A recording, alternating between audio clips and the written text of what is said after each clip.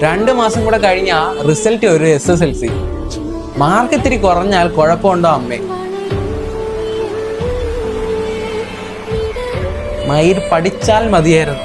ഇതിലൊന്നും അത്ര വലിയ കാര്യമൊന്നും ഉണ്ടെന്ന് എനിക്ക് തോന്നുന്നില്ല. കാര്യം എന്ന് വെച്ചാൽ ഞാൻ ഇതിലും വലിയ തോൽവിയായിരുന്നു ഞാൻ.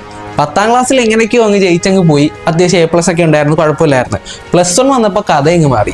+1 വന്ന് ഫസ്റ്റ് എക്സാമിനൊക്കെ ഞാൻ ഉഴപ്പി അങ്ങ് നടന്ന്. അങ്ങനെ നടന്നതുകൊണ്ട് എനിക്ക് 4 സപ്ലി എനിക്ക് കിട്ടിയത്. അപ്പം ഫസ്റ്റ് ഇയറിൽ 3 സപ്ലി നമുക്ക് ഇമ്പ്രൂവ് ചെയ്ത് എഴുതിയെടുക്കാൻ പറ്റും. പക്ഷെ ഞാൻ വിട്ടുകൊടുത്തില്ല. ഇമ്പ്രൂവ്മെന്റ് ചെയ്ത് ഫസ്റ്റ് ഇയറിൽ തന്നെ 3 സപ്ലി ഞാൻ ഡബിൾ പാസ് ആക്കി എടുത്ത്. പക്ഷെ ഒരു സപ്ലി ബാലൻസ് ഉണ്ട്.